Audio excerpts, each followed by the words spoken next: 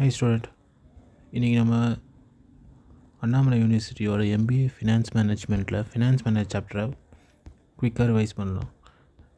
இப்போ டிசம்பர் 26லேருந்து எக்ஸாம் ஆரம்பிக்குது. ஸோ நம்ம எவ்வளோக்கு எவ்வளோ சீக்கிரமாக நம்மளால் ரிவைஸ் பண்ண முடியுன்றதை நம்ம இதில் ரிவைஸ் பண்ணி பார்த்துக்கலாம். ஃபினான்ஸ் மேனேஜ்மெண்ட்டை பொறுத்த வரையும் கொஸ்டின் பேப்பர் பேட்டர்ன் வந்து எம்பிஏ பேட்டர்ன் வந்து மொத்தம் 4 பார்ட்ஸாக கொடுக்குறாங்க. ஃபஸ்ட் பார்ட் வந்து 3 மார்க்ஸ் கொஸ்டின்னு, செகண்ட் பார்ட் வந்து 10 மார்க் கொஸ்டின்னு, தேர்ட் பார்ட் வந்து 15 மார்க் கொஸ்டின்னு, ஃபோர்த் பார்ட் வந்து 15 மார்க் கொஸ்டின். இதில் ஃபோர்த் பார்ட் வந்து கம்பல்சரி கொஸ்டினாக இருக்குது, மற்ற எல்லாத்துக்கும் ஆப்ஷனோடு இருக்குது. நம்ம ரொம்ப டைம் வேஸ்ட் பண்ணாமல் நம்ம ஃபினான்ஸ் மேனேஜ்மெண்ட்டில் இருக்கிற சாப்டர்ஸில் ஒன்று ஒன்றா பார்க்கலாம். ஸோ ஃபினான்ஸ் மேனேஜ்மெண்ட்டில் நம்மளுக்கு வந்து மொத்தம் 24 சாப்டர் இருக்குது. அந்த ஃபர்ஸ்ட் சாப்டர் வந்து overview of finance management. So overview of finance மேனேஜ்மெண்ட்டில் இன்ட்ரோடக்ஷனில் ஃபினான்ஸ் மேனேஜ்மெண்ட்னா என்ன அப்படின்றத பார்க்கலாம். ஸோ ஃபினான்ஸ் மேனேஜ்மெண்ட்ன்றது the term finance management can be defined as a management of flow of fund in a firm and it deals with financial decision making of the firm. அதாவது இந்த financial மேனேஜ்மெண்ட்றது வந்து flow of fund இந்த firm, அதாவது ஃபேர்ம்ன்றது வந்து இங்கே என்டிட்டின்னு சொல்கிறாங்க. ஒரு என்டிட்டியில் எப்படி பணம் வருது, எப்படி போகுது அப்படின்றத மேனேஜ் பண்ணுறது தான் ஃபினான்ஸ் மேனேஜ்மெண்ட்டு. அதோட எப்படி டிசிஷன் மேக் பண்ணுறாங்க ஒரு என்டிட்டியில் அப்படின்றது தான், ஒரு கம்பெனியில் எப்படி டிசிஷன் மேக் பண்ணுறாங்க ஃபினான்ஸ் பேஸ் பண்ணின்றது தான் ஃபினான்ஷியல் மேனேஜ்மெண்ட்ன்றது. இது வந்து ப்ரொக்யூர்மெண்ட் ஆஃப் ஃபண்ட். இந்த ப்ரொக்யூர்மெண்ட் ஆஃப் ஃபண்டுனா எப்படி நம்ம வந்து ஃபண்டை ரைஸ் பண்ணுறோம், லோனாக ரைஸ் பண்ணுறோமா இல்லை கேபிட்டலில் ரைஸ் பண்ணுறோமா அப்படின்றத டிசைட் பண்ணுறோம் இல்லையா. அது ஒரு ரிலேட்டடும் எப்படி அந்த ரைஸ் பண்ண ஃபண்டை எஃபெக்டிவாக யூஸ் பண்ணுறோம், அதை யூஸ் பண்ணி அது மூலயமா நமக்கு எவ்வளோ இன்கம் வருது அப்படின்றது தான் ஃபினான்ஷியல் மேனேஜ்மெண்ட்டோட இன்ட்ரொடக்ஷன்.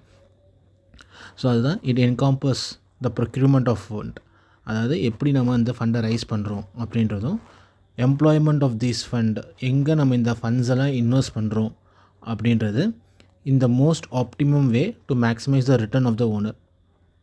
மோஸ்ட் ஆப்டிமம் என்ன, எவ்வளோக்கு எவ்வளோ நம்மளால் அந்த பணத்து மூலயமா நம்மளுக்கு ரிட்டர்ன் வருது அப்படின்றது தான் இந்த இன்ட்ரோடக்ஷன். அதுதான் ஃபினான்ஷியல் மேனேஜ்மெண்ட். இப்போ ஃபினான்ஷியல் மேனேஜ்மெண்ட்டில் எந்த கொஷின்ஸ், ஓவர்வியூ ஆஃப் ஃபினான்ஷியல் மேனேஜ்மெண்ட்டில் எந்த கொஷின் வந்தாலும் இன்ட்ரோடக்ஷன் போட்டு நம்ம இந்த பேராவை எழுதிடலாம். அதுக்கப்புறம் பார்த்திங்கன்னா அப்ஜெக்டிவ்ஸ் இருக்குது, கண்டென்ட் இருக்குது. இந்த அப்ஜெக்டிவ்ஸ்ன்றது வந்து நம்ம இந்த சாப்டர் படித்து முடிச்சப்பறம் நமக்கு என்ன புரியும் அப்படின்றத கொடுத்துருக்காங்க. கண்டென்ட்ன்றது இதில் என்னென்ன இருக்குன்றது. ஸோ இதை பொறுத்தவரையும் இது நம்ம கீழே பார்க்க போகிறோம், அதனால் இங்கே தனியாக பார்க்க வேண்டிய அவசியம் இல்லை. ஃபினான்ஷியல் மேனேஜ்மெண்ட் தனியாக பிரான்ச் மேனேஜ்மெண்ட் அப்படின்றது ஏன் சொல்கிறாங்க அப்படின்னா, நிறைய மேனேஜ்மெண்ட் இருக்கிறதுல ஃபினான்ஷியல் மேனேஜ்மெண்ட் ஏன் கொண்டு வந்தாங்க, எப்படி எதனால் இருக்குன்றது பார்த்தா, இஸ் பிரான்ச் ஆஃப் மேனேஜ்மெண்ட்டில் ஃபினான்ஷியல் மேனேஜ்மெண்ட் தான் ஹையஸ்ட் இம்பார்ட்டன்ஸ். எதனால் அப்படின்னு பார்த்தீங்கன்னா, the primary purpose of the business firm is to produce and distribute goods and services to the society in which it exists. So we need finance for production of goods and services as well as their distribution. இப்போது ஒரு company ஒரு இடத்துல இருக்குது அப்படின்னா, அந்த company வந்து ஒரு பொருளையோ இல்லை ஒரு சர்வீஸஸையோ ப்ரொவைட் பண்ணுறதுக்கு, ப்ரொடியூஸ் டிஸ்ட்ரிபியூட் பண்ணுறதுக்கு அந்த எங்கே இருக்கோ அது பண்ணும். அதுக்கு தேவையானது வந்து ஃபினான்ஸ், அதாவது பைசா. அந்த பைசா வந்து எதுக்கு தேவைப்படும் அப்படின்னா, கூட்ஸ் ப்ரொடியூஸ் பண்ணுறதுக்கும் தேவை, சர்வீஸ் ப்ரொவைட் பண்ணுறதுக்கும் டிஸ்ட்ரிபியூட் பண்ணுறதுக்கும் தேவை. இதை நம்ம எப்படி எஃபிஷியன்ஸாக ப்ரொடியூஸ் பண்ணுறோம், எப்படி நம்ம மார்க்கெட் பண்ணுறோம் அப்படின்றது வந்து டைரெக்டாக இம்பேக்ட் ஆகிறது வந்து இந்த ஃபினான்ஸ் ஃபங்க்ஷன் பேஸ் பண்ணி தான் இந்த இம்பேக்ட் ஆகும். அதனால தான் finance management, branch of management, அதாவது டிஃப்ரெண்ட் டைப் ஆஃப் மேனேஜ்மெண்ட்டில் ஃபினான்ஸ் மேனேஜ்மெண்ட் தான் ஹையஸ்ட் இம்பார்ட்டண்ட் அப்படின்றது இருக்குது. ஸோ இது அப்படியே எடுத்துக்கலாம். Of all management, all branch of management, finance management is the highest importance. The primary purpose of the business firm is to produce goods and distribute services to the society in which it exists. We need finance for the production of goods and services as well as their distribution. The efficiency of production, personnel, marketing operations is directly influenced by marketing, in which the finance functions. of the enterprise is performed by finance personnel. Thus, it may be stated that all functions or activities of the business depends on how all these functions can be coordinated. இதுவும் introduction பார்ட்டில் எழுதிக்கலாம். So அடுத்த topic பார்த்திங்கன்னா finance and other functional areas of management. Finance and other functional area of மேனேஜ்மெண்ட்டில் finance மேனேஜ்மெண்ட்டும் அதோட எந்த management வந்து ரிலேட் பண்ணுறாங்க அப்படின்றத பார்க்க போகிறோம். So finance management and research development. Research and development manager has to justify the money spent of research by coming up with new products and process which would help to reduce cost and increase the revenue. If research development department is like bottomless pit, only swallowing more and more money but not giving any positive result in return, then the management would have no choice but to close it. அதாவது இப்போ research and டெவலப்மெண்ட்றது வந்து ஏதாவது ஒன்று கண்டுபிடிக்கிற department. அந்த டிபார்ட்மெண்ட்டில் வந்து அந்த எவ்வளோக்கு எவ்வளோ பைசா செலவு பண்ணுறாங்களோ அவ்வளோக்கு அவ்வளோ ஜஸ்டிஃபை கொடுக்கணும். இந்த ஜஸ்டிஃபிகேஷனே இல்லாமல் இவங்க பாடு மணி ஸ்பெண்ட் பண்ணிகிட்டே இருந்தாங்க அப்படின்னா, எந்த பாசிட்டிவ் ரிசல்ட்டும் இல்லாமல் இருந்தால் அதை வந்து க்ளோஸ் பண்ணிவிட்டு போயிடணும். அதனால் எந்த commercial entity research and development department run பண்ணுறாங்களோ அதுக்கான அவுட்புட் இருந்தால் தான் அதை கண்டினியூ பண்ணுவாங்க. அதை தான் ஃபினான்ஸ் மேனேஜ்மெண்ட்டுன்னு இதில் சொல்கிறாங்க. ரிசர்ச் அண்ட் டெவலப்மெண்ட்டில் finance management point of view வரும்போது அது நீங்கள் பண்ணுற ரிசர்ச்சுக்கு அவுட்புட் இருக்கணும். அதுதான் இங்கே வந்து ஃபினான்ஸ் மேனேஜ்மெண்ட் வந்து ரிசர்ச் அண்ட் டெவலப்மெண்ட் ஏரியாவில் இன்கார்பரேட் ஆகுது. ஸோ இது ஃபர்ஸ்ட் பாயிண்ட்டு. செகண்ட் வந்து ஃபினான்ஸ் மேனேஜ்மெண்ட் மெட்டீரியல் மேனேஜ்மெண்ட்டில் எப்படி போகுது அப்படின்றத பார்க்குறோம். ஸோ மெட்டீரியல் மேனேஜ்மெண்ட் அப்படின்னா நீங்கள் உங்களோட ஸ்டாக்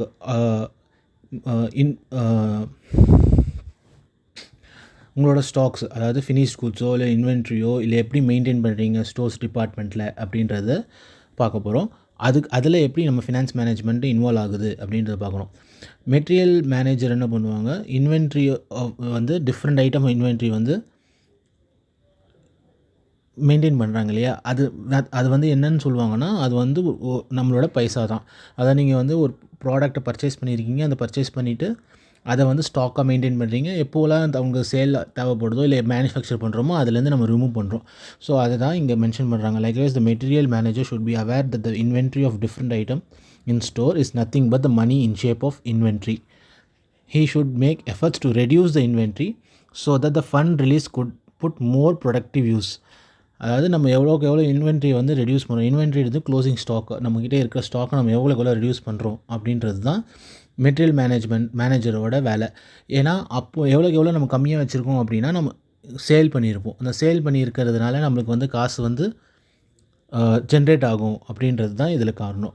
அதே மாதிரி இவங்க என்ன இன்ஷூர் பண்ணுவாங்கன்னா, இந்த ப்ராடக்ட் வந்து ப்ராசஸ் வந்து இன்ட்ரப்ட் ஆகாமல் இருக்கா அப்படின்றத செக் பண்ணுவாங்க. At the same time he also ensure that the inventory material does not reach as low as level to interrupt the production process. அதுக்கு விட்டு இப்போது ஒரு பொருளுக்கு தயாரிக்கிறதுக்கு நமக்கு மினிமமாக இவ்வளோ ரெக்குவயர்மெண்ட் இருக்கும் இல்லையா, இந்த bill of material, low level of inventory மெயின்டெனன்ஸுன்றது இருக்கும் இல்லையா, அந்த லெவலுக்கு கீழே போகாமல் பார்த்துப்பாங்க.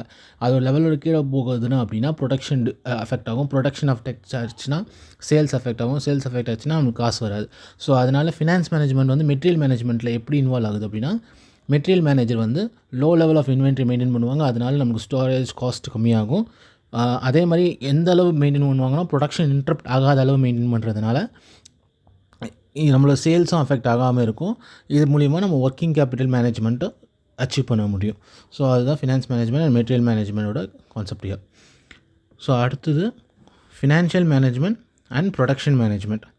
இன் any manufacturing firm, the production manager controls a major part of investment in the form of equipment, material and men. அதாவது இப்போது எந்த மேனுஃபேக்சரிங் firm, எந்த என்டிட்டி மேனுஃபேக்சரிங் எடுத்தாலும் ஒரு ப்ரொடக்ஷன் மேனேஜர்னு ஒருத்தர் இருப்பார். அவர் என்ன பண்ணுவார், அவர்கிட்ட தான் நிறைய இன்வெஸ்ட்மெண்ட் இருக்கும். எந்த ஃபார்மில் இருக்கும் அப்படின்னா, எக்யூப்மெண்ட்ஸ், நம்மளோட மேனுஃபேக்சரிங் என்டிட்டியில் ஃபேக்ட்ரியில் பார்த்திங்கன்னா மிஷினரிஸ் இருக்கும், அதில் இருக்கிற ஸ்டாக்ஸ் இருக்கும், மெட்டீரியல்ஸ்லாம் இருக்கும், அதே மாதிரி லேபர்ஸ் இருப்பாங்க. ஸோ இந்த மூணுத்துக்குமே நான் காசு செலவு பண்ணுறோம். அதை தான் இன்வெஸ்ட்மெண்ட்டுங்கன்னு சொல்கிறாங்க. ஸோ அந்த மூணுத்துக்கான ப்ராடக்ட்டோட காஸ்ட்டை வந்து இன்வால்வ் ஆகுது இங்கே. ஸோ அதுதான் மேஜர் இன்வெஸ்ட்மெண்ட்டாக ப்ரொடக்ஷன் மேனேஜ்மெண்ட் கண்ட்ரோல் பண்ணுவாங்க. ஸோ அவங்க என்ன பண்ணணும் அப்படின்னா, he should organise the department that the equipments under his control are used most productively. அதாவது அந்த எக்யூப்மெண்ட்ஸை வந்து ரொம்ப ப்ரொடக்டிவாக மெயின்டைன் பண்ணுறாங்க. அதாவது எவ்வளோக்கு எவ்வளோ கம்மியாக யூஸ் பண்ணுறத விட எஃபெக்டிவாக யூஸ் பண்ணுறோம் அப்படின்றது தான் அவங்களோட வேலையாகவே இருக்குது. இந்த inventory of time work stoppage are minimised. அதாவது நம்ம இன்வென்ட்ரி ஆஃப் டைம்னால் நம்மளுக்கு இன்வென்ட்ரி வந்து ப்ரொடக்ஷனுக்கு தேவையான அளவுக்கு இருக்கா, ப்ரொடக்ஷன் ஸ்டாப் ஆகாத அளவுக்கு இருக்கா அப்படின்றதும், நம்ம ஒர்க்கை ஸ்டாப் ஆகாத அளவு இருக்கா அப்படின்றதும் அவங்க மெயின்டைன் பண்ணுவாங்க. If production manager can achieve this, he would be holding the cost of output under the control, thereby helps in maximizing the profit. இது பண்ணுறது மூலிமா என்டிட்டியோட ப்ராஃபிட் மேக்ஸிமைஸ் ஆகும். ஏன் அப்படின்னா அந்த காஸ்ட் ஆஃப் அந்த இன்வென்ட்ரி நம்ம வந்து எங்கேயுமே ஸ்டாப் ஆகாமல் எக்ஸஸாக நம்ம எதுவும் செலவு பண்ணாமல், இப்போ ஸ்டாப் ஆச்சுன்னா, ப்ரொடக்ஷன் ஸ்டாப் ஆச்சுன்னா நம்ம லேபருக்கு பே பண்ணி தான் ஆகணும். அது வந்து ஃபிக்ஸ்டு காஸ்ட் மாதிரி ஆகிடுது. ஸோ அப்படின்னும் போது நம்ம பே பண்ணுற அமௌண்ட் வந்து தேவையில்லாமல் பே பண்ணுறோம். அப்போ வந்து நம்ம ப்ராஃபிட் அடி வாங்கும். ஸோ அதெல்லாம் எதுவுமே இல்லாமல் கண்ட்ரோலில் வச்சுருக்கிறதுனால மேக்ஸிமைஸ் பண்ணுறவங்க ப்ராஃபிட்டை. He has to appreciate the fact whereas the price of which output can be sold is largely determined by factors external to the firm like competition, government regulation, etc. என்னதான் production ஓட ஃபேக்டர்ஸ்லாம் இவங்க கண்ட்ரோலில் இருந்தாலும் அவங்க தயாரிக்கிற output product வந்து ஃபுல்லாகவே external ஃபேக்டர்ஸில் depend ஆகிருக்குது. அதாவது காம்படிட்டரோட ப்ரைஸு, கவர்மெண்ட்டோட பாலிசிஸு, அதை பேஸ் பண்ணி தான் டிட்டர்மைண்ட் ஆகிருக்கு. அதுவும் இல்லாமல் காஸ்ட் ஆஃப் ப்ரொடக்ஷன் இஸ் ஒரு பார்ட்டு தான் காஸ்ட் ஆஃப் ப்ரொடக்ஷனை தவிர மற்றது எல்லாமே அவுட்புட் எக்ஸ்டர்னல் பேசிஸ் தான் இருக்குது. அதுதான் இங்கே சொல்லியிருக்காங்க. ஸோ அடுத்தது பார்க்குறோன்னா financial management and marketing management. Marketing மேனேஜ்மெண்ட்டுக்குள்ளே எங்கே ஃபினான்ஷியல் மேனேஜ்மெண்ட் இன்வால்வ் ஆகுதுன்னு பார்ப்போம். Marketing is the one of the most important area which the success or failure of the firm depends to a great extent. The philosophy and approach to the pricing policy are critical element in company's marketing effort, image and sale level. Marketing தான் most important. ஒரு பொருள் நீங்கள் விற்கிறீங்க, தரமானது பொருள் தயாரிக்கிறீங்க, ஆனால் அதுக்கு நீங்கள் மார்க்கெட்டே பண்ணல அப்படின்னா யாருக்குமே தெரிய வராது. ஸோ அந்த மார்க்கெட்டிங் தான் ஒரு பிஸ்னஸோட சக்ஸஸ் அண்ட் ஃபெயிலியர் வந்து பெரிய அளவில் அஃபெக்ட் ஆகும். ஸோ அந்த மார்க்கெட்டிங்க்கு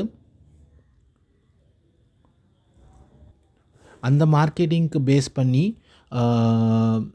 ஐடென்டிஃபை பண்ணும்போது ஒரு பொருளை இந்த அளவுக்கு தான் விற்க முடியும் அப்படின்றது நம்ம ஒரு ஃபினான்ஸ் மேனேஜராக என்ன பண்ணுவாங்க, காஸ்ட்லாம் பார்த்து கால்குலேட் பண்ணி இவ்வளோ தான் ஃபிக்ஸ் பண்ணலாம் அப்படின்ற மாதிரி சொன்னாலும், மார்க்கெட்டிங்கில் என்ன ஆகும்னா நீங்கள் இவ்வளோ ஃபிக்ஸ் பண்ணியிருக்கீங்க, ஆனால் மார்க்கெட்டிங்கில் பண்ணும்போது தான் மார்க்கெட்டர்ஸ்க்கு தான் தெரியும் கஸ்டமர் வந்து இவ்வளோ பே பண்ணுறதுக்கு ரெடியாக இருக்காங்களா இல்லையான்னு.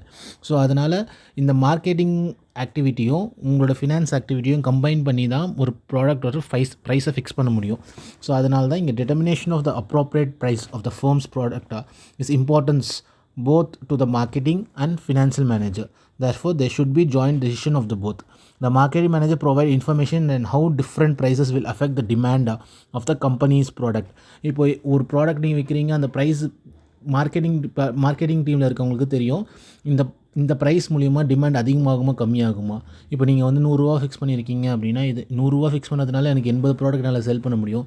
இதுவே நான் வந்து 90 ரூபா ப்ரைஸ் ஃபிக்ஸ் பண்ணேன்னா நான் 120 ப்ராடக்ட் விற்க முடியும். அப்படின்ற பட்சத்தில் அவங்களுக்கு ஒரு ஐடியா இருக்கும். ஸோ அதனால் ஃபினான்ஸ் மேனேஜர் வந்து ஆஃபீஸ்க்குள்ளே உட்காந்துட்டு இருப்பாங்க, மார்க்கெட்டிங் மேனேஜர்ஸ் வந்து வெளியே போய் கஸ்டமர்ஸ் கிட்ட டீல் பண்ணுவாங்க, இப்போ காம்படிட்டர்ஸ் கூட டீல் பண்ணுவாங்க. அப்படின்னும் போது அவங்களுக்கு ஐடியா இருக்கும் ப்ரைஸ் எப்படி ஃப்ளக்சுவேட் ஆகும் ஒரு ப்ரைஸுக்கும் அப்படின்றது. ஸோ அதனால் ஒரு ஃபேமோட ப்ராடக்டோட ப்ரைஸ் வந்து 2 பேரும் கம்பைன் பண்ணி தான் ஃபிக்ஸ் பண்ணுவாங்க. அதனால தான் ஃபினான்ஸ் மேனேஜ்மெண்ட்டும் மார்க்கெட்டிங் மேனேஜ்மெண்ட்டும் இல்லை இன்வால்வ் ஆகுது அப்படின்றதுக்கு அர்த்தம். ஸோ இது வரையும் நம்ம வந்து 3 ஏரியா பார்த்துருக்கோம். சரி, நான் 3 ஏரியா பார்த்துருக்கோம்.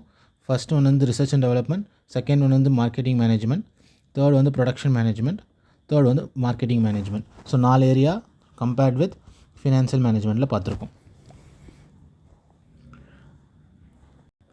கடைசியாக லாஸ்ட் பாயிண்ட் வந்து marketing, finance management and personal management. இங்கே பர்சனல்ன்றது வந்து ஹியூமன் ரிசோர்ஸ், ஹெச்ஆர், அதாவது பேரோல், லேபர் அவங்களாம் வருவாங்க.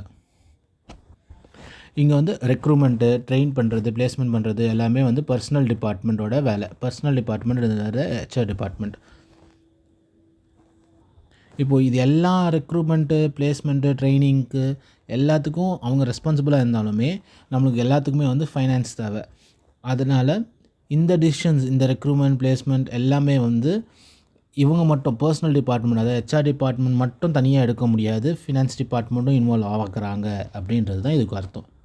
ஸோ இதை வந்து நம்ம சம்மரியாக சின்ன சின்ன பாயிண்ட்ஸாக நம்ம படிச்சிட்டோம். ஸோ மொத்தம் 5 டிபார்ட்மெண்ட்டோட இன்வால்வ் ஆகுது ஃபினான்ஸ் மேனேஜ்மெண்ட். அந்த 5 டிபார்ட்மெண்ட்ன்றது வந்து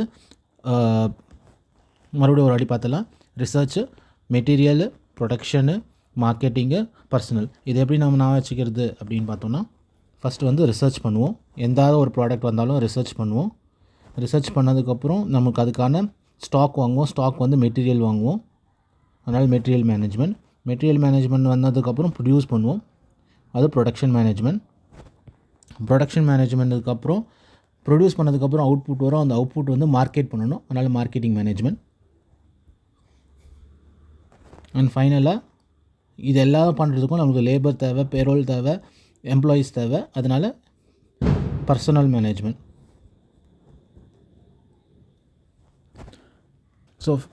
so finance and other functional area of management அப்படின்னு கொஸ்டின் வந்ததுன்னா நம்ம வந்து இந்த 5 பாயிண்ட்டும் ஃபினான்ஸ் மேனேஜ்மெண்ட்டை கம்பைன் பண்ணி எழுதிடலாம்.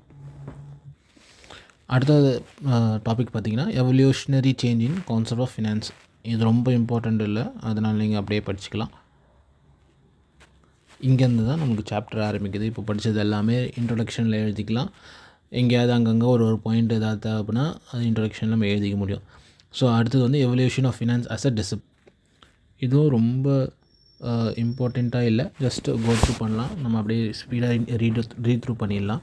To begin the study of finance management, what is needed is to address a 2 central issue. First, what is financial management and what is the role of finance manager. Second, what is the financial decision making and what goals of financial management. அதாவது financial management பற்றி தெரிஞ்சுக்கணும் அப்படின்னா 2 விஷயத்தை address பண்ணணும். ஒன்று financial மேனேஜ்மெண்ட்னா என்ன, financial மேனேஜருக்கு அதில் என்ன ரோல். செகண்ட் திங் வந்து ஃபினான்ஷியல் டிசிஷன் மேக்கிங்னா என்ன, அதுக்கான கோல்ஸ் ஆஃப் ஃபினான்ஷியல் மேனேஜ்மெண்ட்னா என்ன அப்படின்றத தெரிஞ்சுக்கணும். இது வந்து ஃபினான்ஸு வந்து தனியாக அப்படின்றது படிக்க ஆரம்பித்தது வந்து 20th centuryயில் செகண்ட் ஹாஃப்லேருந்து தான் ஆரம்பிச்சிருக்காங்க. அதுக்கு முன்னாடி வந்து டைரெக்டாக இன்டைரக்ட் ரெஃபரன்சஸ் தான் இருந்தது ஃபினான்ஸுக்குன்னு. ஆனால் கேஷுவலாக இருந்தது, அது ரொம்ப எவல்யூஷன் ஆகலை. இது ஏன் எவல்யூஷன் இவ்வளோ ஆச்சு அப்படின்னா, the evolution of finance function and the changes in its scope appear due to the 2 factors: continuous growth, diversity in business, gradual appearance of new financial analytical tools. அதாவது ஒரு பிஸ்னஸ் வந்து கண்டினியூவாக க்ரோ ஆகிட்டுருக்கு, அதனால் இந்த ஃபினான்ஷியல் ஃபங்க்ஷன்ஸ் தனியாக இருக்கணுன்ற மாதிரி புதுசாக வந்தது. அதே மாதிரி நிறைய டைப் ஆஃப் பிஸ்னஸ் ஆரம்பித்தாங்க, அதனால் இந்த ஃபினான்ஸ் மேனேஜ்மெண்ட் தனியாக படிக்கணும் அப்படின்றது மாதிரி இருந்தது. ஸோ இதெல்லாம் ரொம்ப இல்லை, நம்ம வந்து டைரெக்டாக டெஃபினிஷனுக்கு போயிடலாம். Definition and meaning of financial management. Definition வந்து நிறைய டெஃபினிஷன்ஸ் கொடுத்துருக்காங்க.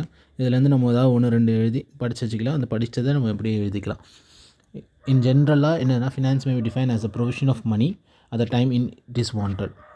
அதாவது ஃபினான்ஸுன்றது வந்து உங்களுக்கு தேவைப்படும் போது பைசா வரணும் அப்படின்றது தான் ஃபினான்ஸுன்றதுக்கான definition. However management function, it has special meaning. Finance function may define as a procurement of fund and their effective utilization. Some of the authoritative definitions are as follows. அதாவது நம்ம முன்னாடியே பார்த்த மாதிரி ஃபினான்ஸுன்றது வந்து நம்மளுக்கு எப்போ தேவையோ அப்போ பைசா வரணும் அப்படின்றது தான் ஃபினான்ஸுன்றதுக்கான அர்த்தம். மேனேஜ்மெண்ட் ஃபங்க்ஷனாக வரும்போது ஸ்பெஷல் மீனிங்காக இருக்குது. அதாவது finance function management point of வியூலேருந்து செக் பண்ணும்போது எப்படி பைசா நம்ம ஜென்ரேட் பண்ணுறோம், procurement of fund, purchase of fund, availability of fund, and அதை வந்து நம்ம எப்படி எஃபெக்டிவாக யூஸ் பண்ணுறோம் அப்படின்றது தான் ஃபினான்ஸ் மேனேஜ்மெண்ட்டோட டெஃபினேஷன். இதுக்கான நிறைய பேர் வந்து டிஃப்ரெண்ட் டெஃபினேஷன் கொடுத்துருக்காங்க. ஏதாவது 1-2 டெஃபினேஷன் இப்போ நம்ம பார்த்துட்டு நம்ம ப்ரொசீட் பண்ணிக்கலாம். எஸ்ரா சோலமன் அப்படின்றவங்க வந்து finance management is a concern which effective use of important economic resources namely capital fund அப்படின்ட்டு டிஃபைன் பண்ணியிருக்காங்க. இதில் நம்மளுக்கு ஈஸியாக இருக்கிறதுன்னு பார்த்தீங்கன்னா, இந்த ஜோசப் மேசி அப்படின்றவங்களது கொடுத்துருக்குது. Finance management is the operational activity of a business that is responsible for operating effectively utilising the funds of necessary for efficient operation. அதாவது ஃபினான்ஸ் மேனேஜ்மெண்ட்ன்றது வந்து ஒரு ஆக்டிவிட்டி எதுக்காகனா effective utilising of fund necessary for effective operation. நம்ம fund இருக்குது, அதாவது ஒரு activity பண்ணுறோம் ஒரு பிஸ்னஸில் அப்படின்றதுக்கு நம்ம ஃபண்டை வந்து எவ்வளோ எஃபெக்டிவாக யூஸ் பண்ணுறோம் அப்படின்றது தான் ஃபினான்ஸ் மேனேஜ்மெண்ட் அப்படின்றதுக்கான டெஃபினேஷன் வந்து ஜோசப் அண்ட் மேசி அப்படின்றவங்க கொடுத்துருக்காங்க. இதே மாதிரி ஹோவர் அண்ட் ஆப்டனோ கொஞ்சம் ஈஸியாக இருக்க மாதிரி இருக்கும். Define as that administrative area or set of administrative function in the organization which relate to arrangement of cash credit so that the organization may have the mean to carry out this objective and satisfactorily as possible. அதாவது ஃபினான்ஸுன்றது வந்து hover and option எப்படி define பண்ணுறாங்க அப்படின்னா, இது ஒரு அட்மினிஸ்ட்ரேட்டிவான area, ஒரு set of administrative function அப்படின்றதுக்கு வந்து எதுக்குன்னா, நம்ம வந்து ஒன்று கேஷ் அரேஞ்ச் பண்ணுறது இல்லை ஃபண்ட்ஸ் அரேஞ்ச் பண்ணுறதோ, ஃபண்ட்ஸ் வந்து 2 விதமாக இருக்கலாம். ஒன்று கேஷாக இருக்கலாம், இல்லை க்ரெடிட்டாக இருக்கலாம். க்ரெடிட்ன்றது இங்கே வந்து லோன் இருக்கலாம். எதுக்கு அப்படின்னா, ஒரு பிஸ்னஸ் வந்து அதோட ஆப்ஜெக்டிவ், அதாவது ப்ராஃபிட் மேக்கிங்கோ இல்லை அதுக்கான எந்த நோக்கத்தோடு ஆரம்பிக்கப்பட்டதோ அதுக்கான ஆப்ஜெக்டிவை வந்து ஈஸியாக முடிக்க முடியும், சாட்டிஸ்ஃபேக்டராக பண்ண முடியும் அப்படின்றதுக்காக நம்ம இந்த அரேஞ்ச் பண்ணுறோம் அப்படின்றது தான் ஃபினான்ஸ் மேனேஜ்மெண்ட் அப்படின்றதுக்கான அர்த்தம். ஸோ இது ரெண்டோட முடிஞ்சிச்சு. நம்ம அடுத்த டாபிக் இந்த சாப்டரில் என்னன்றது பார்க்கலாம். இது ரிவிஷன்றதுனால நான் ஃபாஸ்ட்டாக எதெல்லாம் சின்னதாக நம்மளை கேதர் பண்ண முடியுமோ அதெல்லாம் நம்ம பார்த்துட்ருக்கோம். எது நமக்கு வந்து ஈஸியாக எடுக்க முடியும் அப்படின்றதுனால நான் அப்படியே படிச்சுட்டு போயிட்டுருக்கேன். ஃபினான்ஸ் மேனேஜ்மெண்ட் அப்படின்றத வந்து நம்ம வேறு எந்த மாதிரி டிஃபைன் பண்ணலாம் அப்படின்னா, planning, organising, direction and control of financial resources with objective of ensuring optimum utilization of such resources and providing insurance against losses through financial deadlock. அதாவது ஃபினான்ஷியல் மேனேஜ்மெண்ட்றது வந்து பிளான் பண்ணுறது, ஆர்கனைஸ் பண்ணுறது, டைரக்ஷன் கண்ட்ரோல் பண்ணுறது. எதை அப்படின்னா financial resources, அதாவது எப்படி நம்ம மணியை ரைஸ் பண்ணுறோம் அப்படின்றது, ரைஸ் பண்ண மணி எப்படி நம்ம பிளான் பண்ணுறோம், ஆர்கனைஸ் பண்ணுறோம், டைரக்ட் பண்ணுறோம், கண்ட்ரோல் பண்ணுறோம் அப்படின்றது எந்த அப்ஜெக்டிவோட அப்படி பார்த்திங்கன்னா, அதை வந்து நல்ல எஃபெக்டிவாக, அதாவது எந்தவித தடுமாறமும் இல்லாமல் எந்தவித எவ்வளோக்கு எவ்வளோ பயனுள்ளதாக நம்ம செலவு பண்ணுறோம் அப்படின்றது தான் எஃபெக்டிவாக நம்ம யூட்டிலைஸ் பண்ணுறோம் அப்படின்றதுக்கான இது. ஸோ இந்த பிளானிங், ஆர்கனைசிங் அண்ட் டைரக்ஷன் அப்படின்றது வந்து நம்ம ஃபண்ட்ஸை நம்ம எப்படி அரேஞ்ச் பண்ணுறோம். இப்போ வந்து ஒரு நார்மலாக நம்மளுக்கு ஃபண்டு வேணும் அப்படின்னா ஃபஸ்ட்டு வந்து எதுக்கு ஃபண்டு வேணும்னு பார்க்கணும். எப்படி மூலியமாக நம்ம அந்த ஃபண்டை ரைஸ் பண்ண முடியும் அப்படின்னு பார்க்கணும். அந்த ரைஸ் பண்ணுறதை எப்படி நம்ம கலெக்ட் பண்ண முடியும், எங்கே கலெக்ட் பண்ண முடியும் அப்படின்றத பார்க்கணும். கலெக்ட் பண்ண ஃபண்டை வந்து எங்கெல்லாம் நம்ம வந்து இன்வெஸ்ட் பண்ணணும் அப்படின்றத பார்க்கணும். அப்புறம் வந்து அந்த ஃபண்டை வந்து நம்ம இன்வெஸ்ட் பண்ணதை வந்து ரெகுலராக மானிட்டர் பண்ணணும். அது இப்போ நம்ம இன்வெஸ்ட் பண்ண இடத்துல அதோட பர்ஃபார்மன்ஸ் எப்படி இருக்குது அப்படின்றத பார்க்கணும். அதெல்லாம் நம்ம பார்க்குறது தான் இந்த நம்ம பிளானிங், ஆர்கனைசிங், டைரக்ஷன் அண்ட் கண்ட்ரோலுன்றதை பிரித்து வச்சுருக்காங்க. ஸோ இங்கே பார்த்தீங்கன்னா அசைன்மெண்ட் ஆஃப் நீட், அதாவது ஒரு ஒரு ஒரு பிஸ்னஸில் உங்களுக்கு ரெக்குவயர்மெண்ட் என்ன, எவ்வளோ அமௌண்ட் வேணும் அப்படின்றது ஃபஸ்ட்டு நீடை தெரிஞ்சுக்கணும். அந்த நீடு தெரிஞ்சுக்கிட்டு எப்படி நம்ம அந்த ஃபண்ட் ரைஸ் பண்ண போகிறோம், ஷேர் கேபிட்டல் ரைஸ் பண்ண போகிறோமா, லோனாக ரைஸ் பண்ண போகிறோமா அப்படின்றது நம்மளுக்கு தெரியணும். அதுதான் சோர்சஸ் ஆஃப் டிட்டர்மினேஷன். இது ரெண்டும் தெரிஞ்சதுக்கப்புறம் அந்த ஃபண்டை நம்ம வந்து இந்த ரெண்டும் வந்து பிளானிங் ஃபேஸில் வந்துடும். அடுத்தது பார்த்திங்கன்னா, இந்த ஃபண்டை வந்து நம்ம கலெக்ட் பண்ணணும். அந்த சோர்ஸ்லேருந்து நம்ம வந்து எப்படி கலெக்ட் பண்ணுறோம் அப்படின்றதும், நம்ம எங்கே போய் இன்வெஸ்ட் பண்ண போகிறோம், எங்கே அலோகேட் பண்ண போகிறோம் அப்படின்றது வந்து ரெண்டுமே ஆர்கனைசிங்கில் வந்துடும். அடுத்து வந்து டைரக்ஷன் கண்ட்ரோலில் வந்து communication of planned objective, monitoring of funds, knowing performance actual, judging performance against the norms and standards, taking corrective action which in turn involves removal of snags as well as revision of target. அதாவது நம்மளோட என்ன objective, நம்ம எந்த அளவு நமக்கு return வேணும், ஒரு எதுக்காக நம்ம அந்த ஃபண்ட் ரைஸ் பண்ணுறோம், அதுக்கான எந்த அப்ஜெக்டிவ்க்காக எடுத்தோம் அப்படின்றத கம்யூனிகேட் பண்ணணும். அதுக்கப்புறம் வந்து அந்த அலோகேட் பண்ண ஃபண்டை வந்து ரெகுலராக மானிட்டர் பண்ணணும். அப்புறம் வந்து நம்ம இன்வெஸ்ட் பண்ண இடத்த வந்து நம்மளோட பெர்ஃபார்மன்ஸ் வந்து எப்படி இருக்குது, ஆக்சுவலாக எவ்வளோ வந்திருக்கு பெர்ஃபார்மன்ஸுன்றது. பெர்ஃபார்மன்ஸிங்கிறது ரிட்டர்ன் எங்கே வந்திருக்கு. ஃபார் எக்ஸாம்பிள் நம்ம வந்து இப்போது ஒரு ஒரு ஒரு மியூச்சுவல் ஃபண்ட்லேயோ எதுலேயோ ஒன்றில் பிஸ்னஸ் இன்வெஸ்ட் பண்ணுறதுக்காக ஃபண்டு ரைஸ் பண்ணுது அப்படின்னா, ஒரு இடத்துல ஃபண்டு ரைஸ் பண்ணுறாங்க. அந்த ஃபண்ட் ரைஸ் பண்ணிவிட்டு மியூச்சுவல் ஃபண்டில் போடுறாங்க அப்படின்னா, அந்த மியூச்சுவல் ஃபண்டில் இன்வெஸ்ட் பண்ண அந்த அசட்டை வந்து ரெகுலராக மானிட்டர் பண்ணுவாங்க.